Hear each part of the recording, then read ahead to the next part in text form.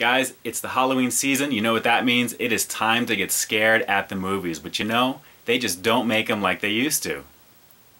Ian, that is exactly why we have to take a look and see if Insidious 2 was better than Part 1, sleeper hit from 2011. Let's take a look.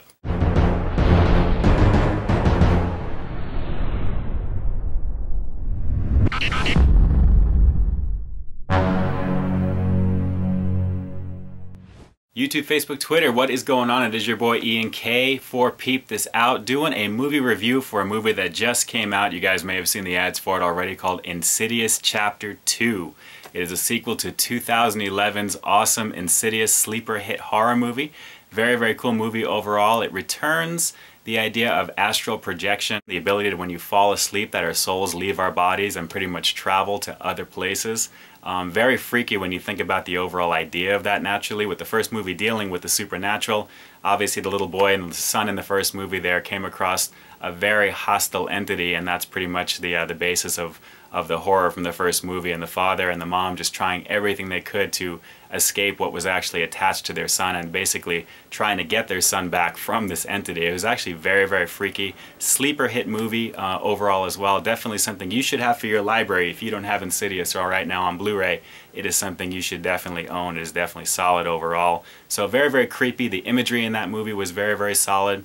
Wasn't made for very much money, but those I think personally are the best types of horror movies. A lot of jump scares, a lot of spirits in front of people's faces not realizing that they're there. Very, very cool stuff. You gotta love freaky stuff like that. Personally, I'm a big fan of that freaky stuff. It's all about the freaky stuff, man. You know how we do. Patrick Wilson and Rose Byrne reprised their roles as Josh and Renee Lambert, and then basically they were actually the ones who were traumatized in the first movie, so it continues on in Part 2.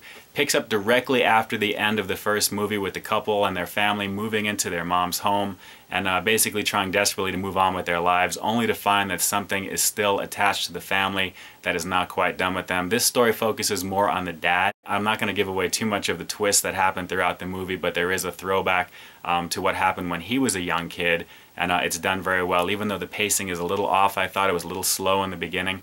It really picks up halfway into the movie, and by the end of the movie it's actually pretty decent. But for me personally, a little too much comedy was thrown into the mix. I don't think it was taking itself too seriously given the seriousness of the first movie. I thought the first movie had a lot more jump to it. I thought it had a lot more shock. This one does have the slow build where you see like the mom trying to find out exactly where the noises are coming from throughout the house, and only to have something kind of happen there. I can appreciate what Insidious 2 was attempting to do. I just think it fell a little short of the mark. I think if it would have taken itself a little bit more serious, toned down some of the comedy, I think it would have been a much better movie. But hey, you know what? That's what sequels are for. So Part 3, I'm sure there's going to be one in a couple of years' time. When you see how this movie ends, you'll understand completely there. I think they closed the chapter personally on the character story from Part 1 and Part 2 at the end of this movie, and now we're moving on to something else. So there'll be some continuity for sure, but it is definitely something that I'm looking forward to seeing if they can come back from the pitfalls of Part 2 naturally. But I gotta tell you, there is one scene with a tea kettle being thrown which is on point. That's all I have to say.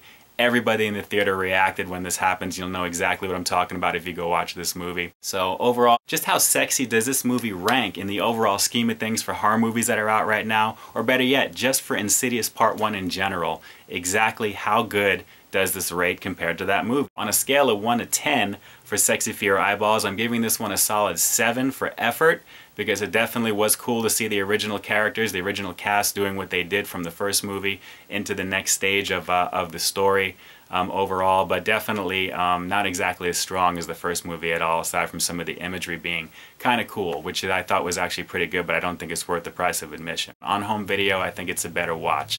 Why do they put so much comedy in horror movies when it's supposed to be scary?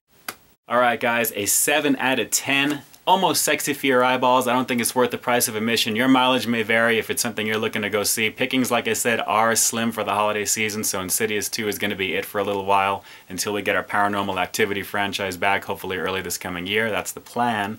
Alright guys, please like, share, and subscribe, and definitely drop some comments down below. Let me know what you thought of Insidious 2. Was it a worthy sequel overall? Did it satisfy your expectations for what a horror movie of this type should be like? Tell me what you thought. I'm curious to know. As always, this has been your boy Ian K4.